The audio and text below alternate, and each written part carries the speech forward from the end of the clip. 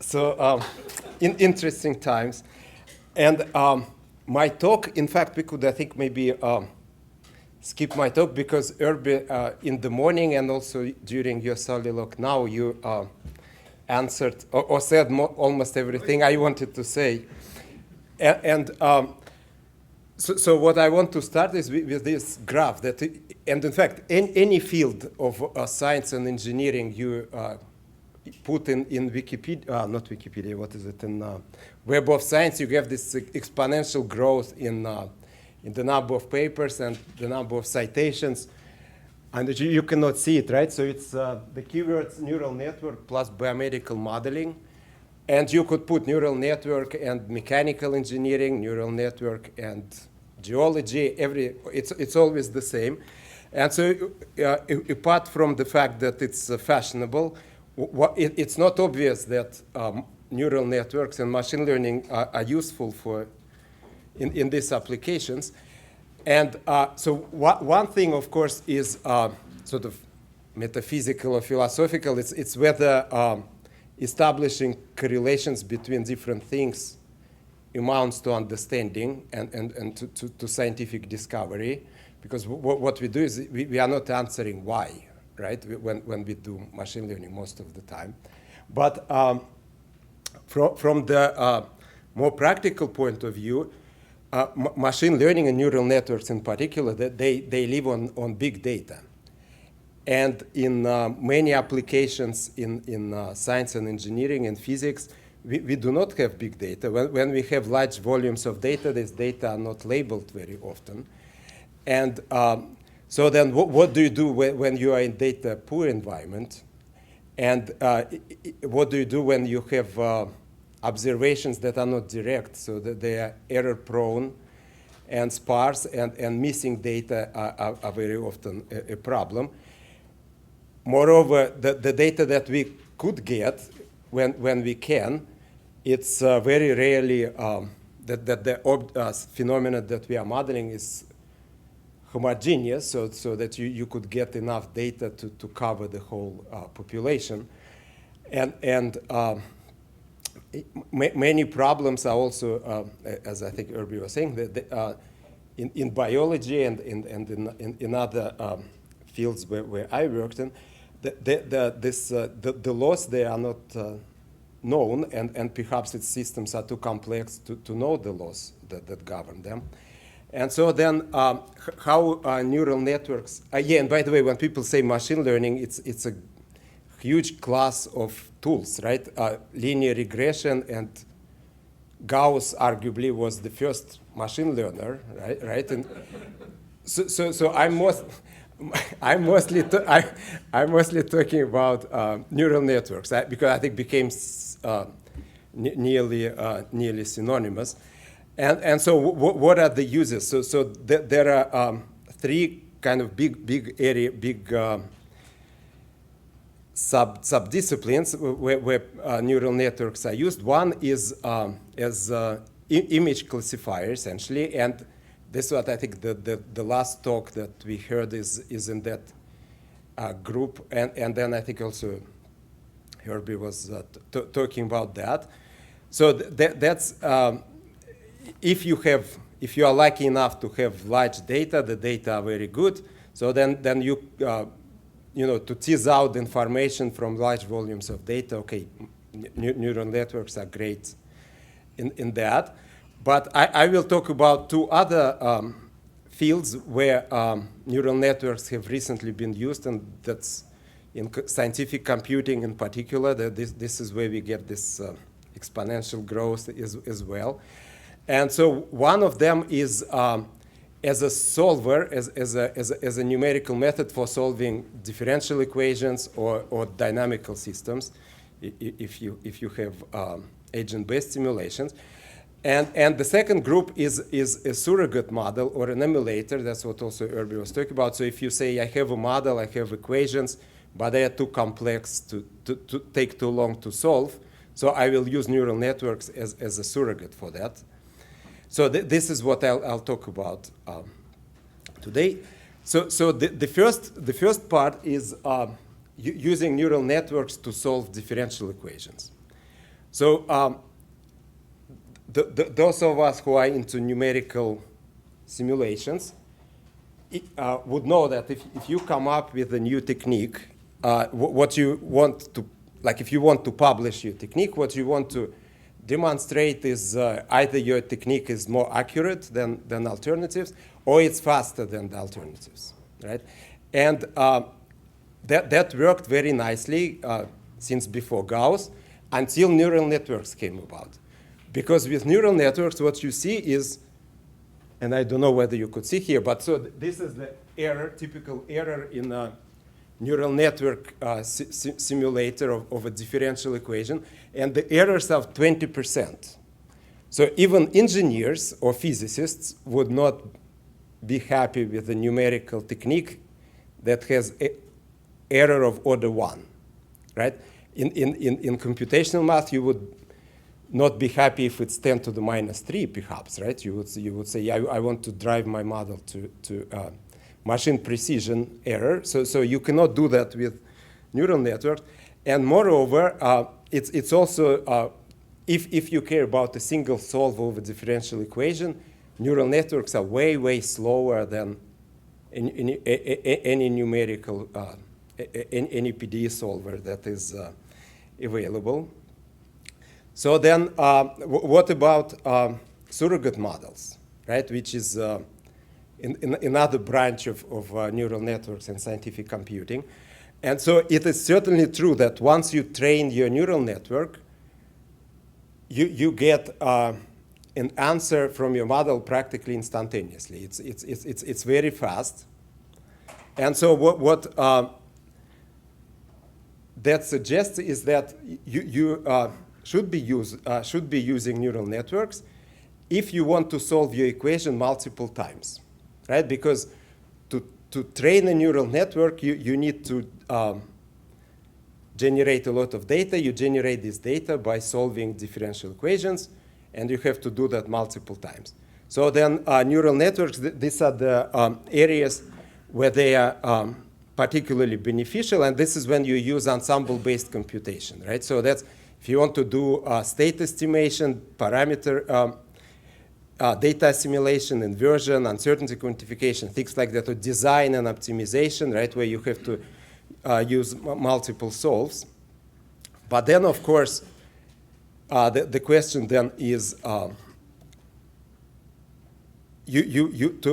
do all these tasks, you also need to solve your differential equation multiple times. So the question is, what's faster, to train a neural network or to solve an optimization problem, right? Because in both cases, you need to solve your model multiple times. So then, and it only makes sense to use neural networks if training neural networks is faster than solving all this data assimilation on ensemble-based computation. Right, so training should be faster, right? And then what that suggests is that, like, one area of research, therefore, is how can we, so we want to develop methods of training that are faster than what's out there now, so that we could beat this ensemble-based computations and therefore use neural networks. And then the second area that I will talk about is machine learning or AI-enabled discovery of differential equations and coarse-grained equations. There was a talk earlier this morning that I heard from the airport that on plasma physics, right? So I will talk about something like that here. But then, of course, there are other uses of machine learning, but they are not neural networks, right? So information theory, information geometry, these are powerful tools. Then, of course, there was another talk earlier this morning on support vector machines for regression and classification. So those are all good subjects to talk about, but we worked on that. I will not have time to discuss them.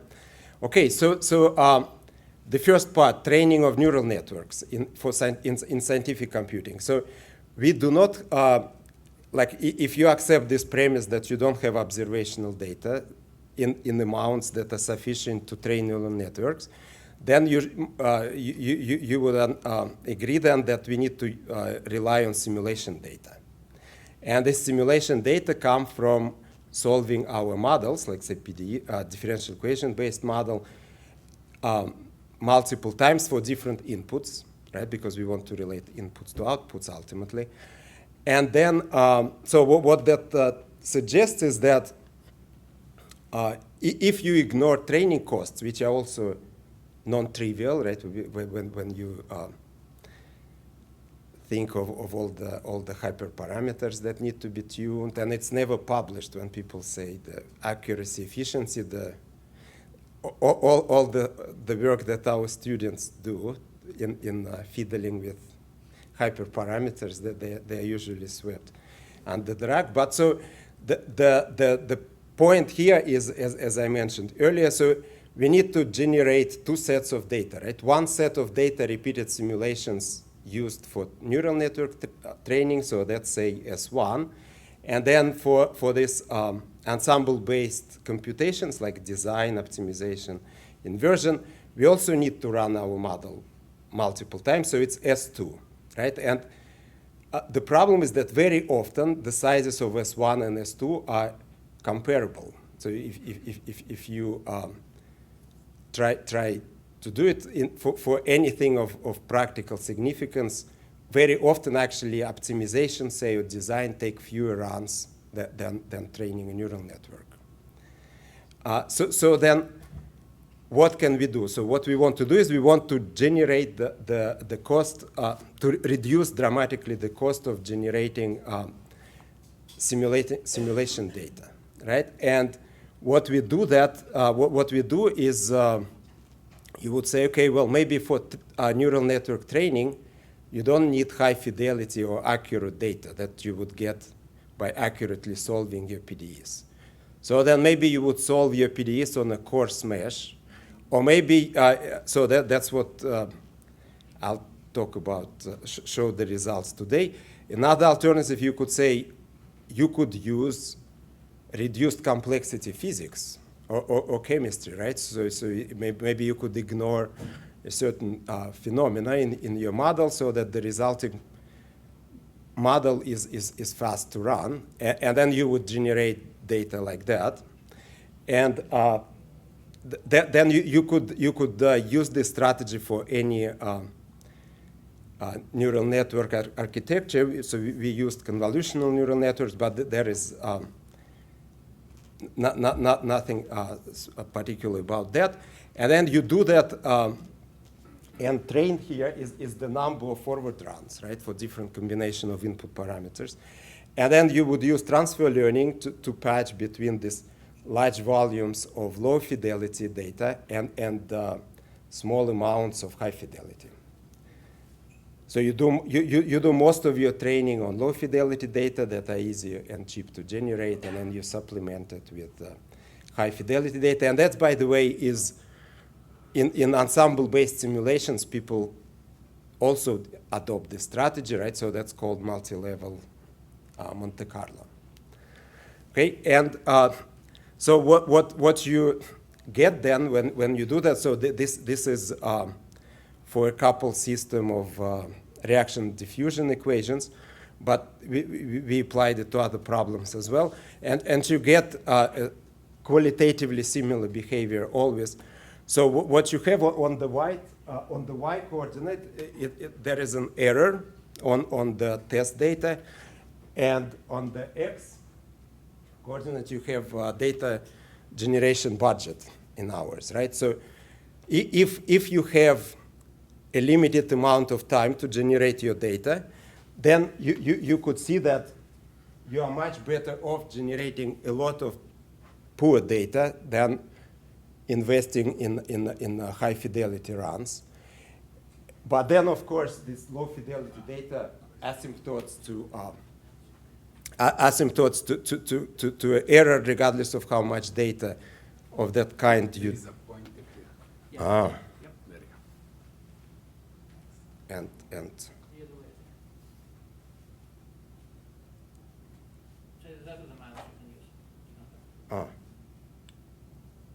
but it's, oh, okay, yeah, perfect. One needs machine learning to do. Machine learning. Or artificial intelligence to replay mine. Learning of the machine. Right, right. And so of course, then if you could invest a lot of time into generating high fidelity data, then you would do better. You would get more accurate results. But there is a sweet spot here in the balance between low and high fidelity data, and it's about 1 to 5 that empirical evidence suggests. And again, this comes from not just training of neural networks, but in ensemble-based simulations as well. Okay, so these are conclusions for this part. How much time do you have? 7 minutes. Yeah, these are conclusions to this part of neural network training on multi-fidelity data. So you could get order of magnitude reduction in computational cost related to. So that's compared to Bayes gradient methods, or what are you comparing to? No. So that's comparing. It's the same training strategy, but using low fidelity data and high fidelity data. Okay. So the second part is discovery of coarse-grained equations, or in this case, PDF equations. And again, I think there was a whole talk on that, 10 minutes. So if you look at what's published on equation discovery, and I think many references were shown to you this morning.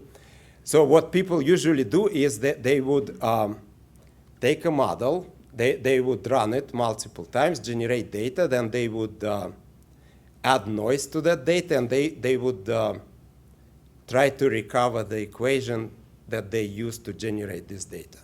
And so as a mathematical exercise, it's great because you know what the ground truth is, but it doesn't lead really to any discovery, right? Because where the data come from. So then what then could you discover with this? So we think that what you could discover is coarse-grained equations. So these coarse-grained equations could be, like say you start with Langevin equations or agent-based models, and you try to derive from the data that you generate there a coarse-grained equation. So here I will show you how we derive equations for probability density function, and of course there is a lot of history to that, but it's an example where it's useful, and it's also an example where this machine learning is truly physically informed, because we know that while you might not know the equation, you might not know your model, but you know that the probability has to be conserved. So that constrains your differential equation. We also know that in general, these equations are non-local or integer differential. So then it's very hard to learn them. But maybe you also know that, okay, I want to learn something that looks like a Boltzmann equation. I think earlier this morning you heard about that. And then you say, what I want to really learn is the collision operator, because that's what's unknown and what needs to be learned. Or if you want to say, for example, you say, well, non-local is too complex. I want to learn a localized approximation for my differential operator. Well, then you know that it's essentially what you want to derive is a Fokker-Planck equation. And you know from human intelligence that there is such a thing, say, as a Pavlov theorem, which tells you that either you would have an advection diffusion equation as a Fokker-Planck equation, or you need to keep an infinite number of derivatives in your equation to keep probability positive and things like that. And what's also great, and that's where coarse graining meets machine learning, is that there is really no single truth. Like, because that's why when people say that they rely on neural networks to learn something, I think it's proven that neural networks are not unique. So there are infinitely many parameterizations of neural networks.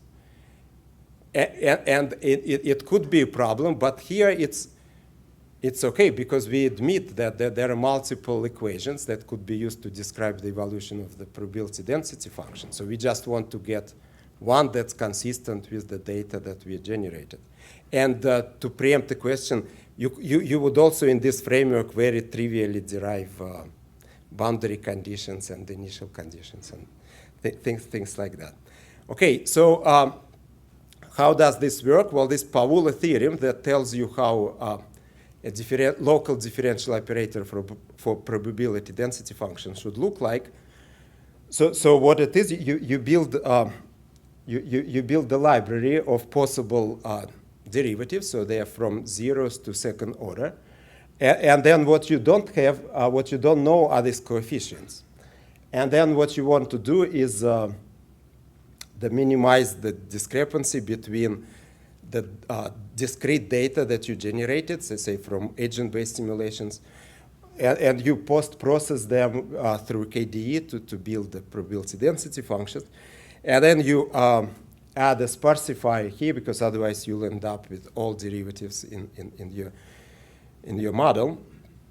And so when you do that, good things happen. But very often it doesn't work, right? So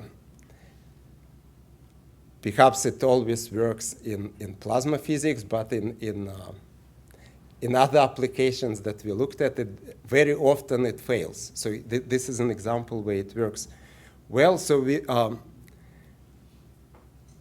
since so we looked at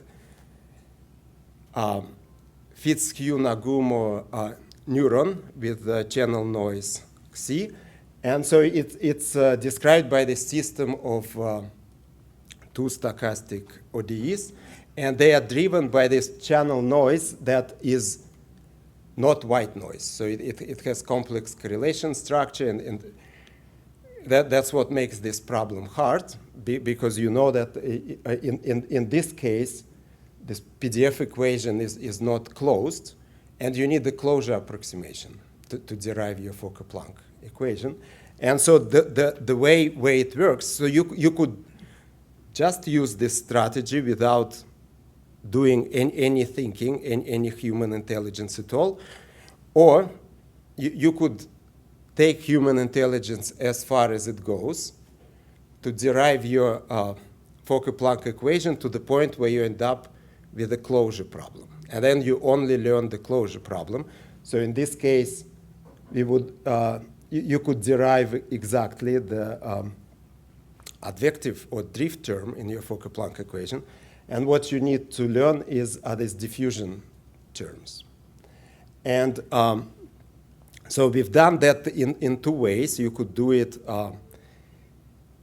again, through this physics machinery that people have developed over the years. And you get these exact results. And then you could use this machine learning, sparse learning to get physics-based approximation, neural, whatever, machine learning, artificial intelligence approximation. And it works, as you could see, remarkably well. For certain parameters, it works nearly perfectly. For some other parameters, it works less well. But the output is accurate. If you are willing to live with a 10% error, then this is an example where you get this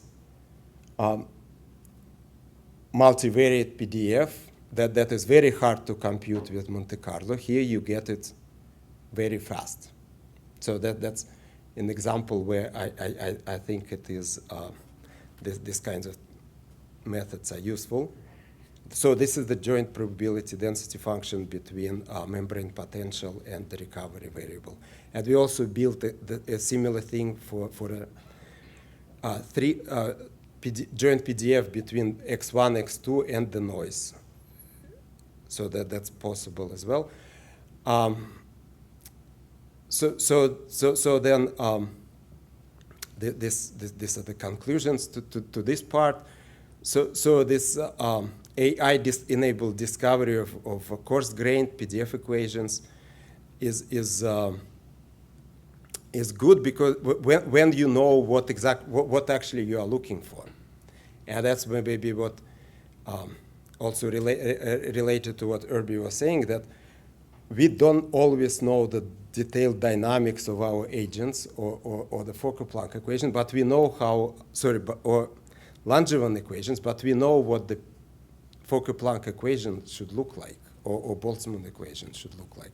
So then what we are learning really are constitutive laws.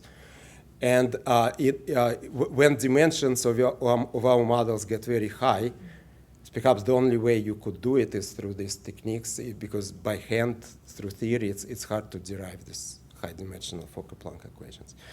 And so I'll stop here. The references are here to what I was saying, and I'll stop here. Thank you.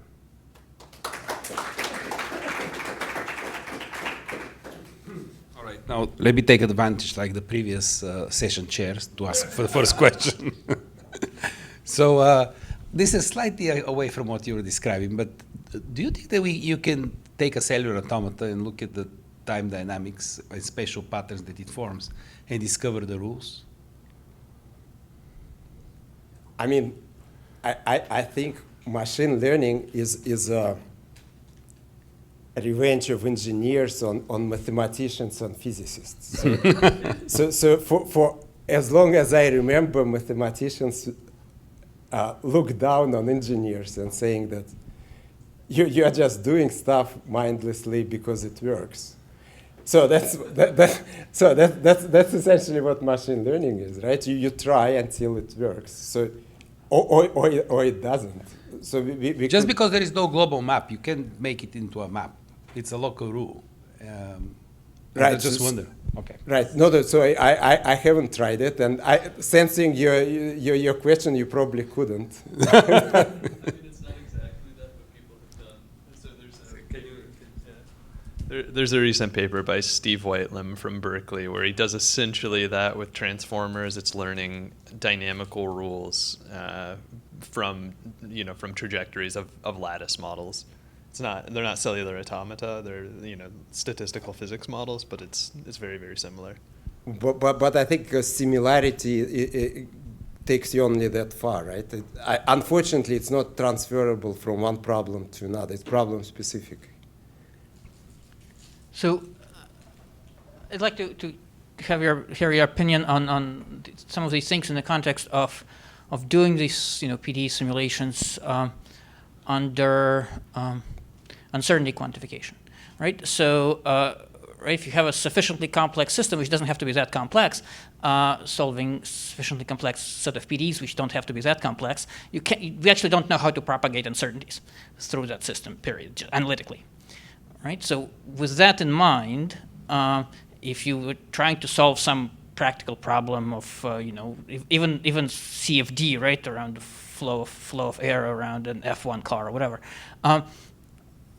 what's your take on the uselessness of these AI methods, ML methods, under constraint of a given uncertainty?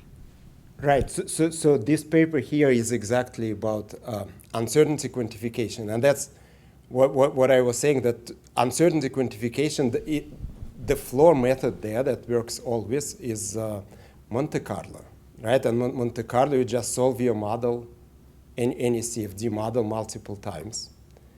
Right, and you have to solve your model multiple times to train a neural network. So which multitude is smaller, it determines which strategy is better. Hi, Daniel. I wanted to go back also on the usefulness of neural networks to solve PDEs, and I agree that these, at least with my limited experience working with these things, it seems clear that they cannot. They're slow. But one application that seemed useful to me that I didn't see. I don't think you mentioned, was to solve inverse problems, but not in the sense that you said, where you have to train these networks to essentially know solutions of PDEs given probably initial conditions, but in the sense of solving these solving inverse problems in the sense of essentially doing PDE constrained inverse problems. Do you think this is So are there advantages there or not? Right, there are advantages, and I also should point out that I was talking about PDEs of relatively low dimensions, like so, 1 to 3 dimensions in space and maybe time. If you talk about high-dimensional PDEs, there are numerical methods for that, like tensor train and things like that. But there are interesting papers. Interesting in my opinion, where neural networks are used to solve high-dimensional PDEs. So I'm not talking about that at all, right? That's another. It's not answer to your question, but that's something that that could be good for neural networks, right? So when we talk about PDE constrained optimization, say, if you care about if you do not care about local conservation of, like, say, mass, then this variational formulations of neural networks, they could be very efficient. And it's certainly great for PDE-constrained optimization, if you are willing to live with global conservation of quantities. So I have two questions, one for each part of your talk. The first one is about the multi-fidelity data. So suppose you are given the fixed cost, okay? So what would be the strategy to actually go about achieving the lowest error with the fixed cost? Would you? I mean, I would have guessed that you would do the coarse one first, and then you you follow by. So we do the coarse one first. So you have your network. You froze the weights and things like that, and then you use transfer learning ideas to supplement that with a few runs of high fidelity. But can you show that more? I mean, you do it for a particular problem. Right. So that's in. So there are nice proofs, I think, for multi-level Monte Carlo. When you do this within the framework of Monte Carlo, when you want to compute, say, probability density function for uncertainty quantification, for example. So they would. There are error estimators, and there are rules that would tell you how many low fidelity, what's the optimal combination, what's the optimal mixture of high and low fidelity data. Okay. So we took that recipe and we applied it to the training of neural networks, and empirically we got very similar results. So we have not proved anything. I don't know whether it's possible to prove it for neural networks, but empirically we observed a similar behavior that people proved should work in multi. So the second question is really about in the second case, but PDF equation. I mean, the second case in the physical Naguma model with the non-trivial noise. You need to know something, right, about the drift term in the equation that you have. My question is, do you need to know exactly that form? That looks like exactly the deterministic part of the equation, or some information about that is good enough for you to get a close enough answer? No, I think it's sufficient to know approximately, because we've done that. What I mentioned, that we derived this, have done similar thing for the joint PDF between X1, X2, and Xi, right? And so I think that's where this would fall under. That if we have a model or either physical model or just data-informed model for Xi, that could be, or statistics of Xi at least, right? So that's we could handle that. Okay, let's thank the speaker again. And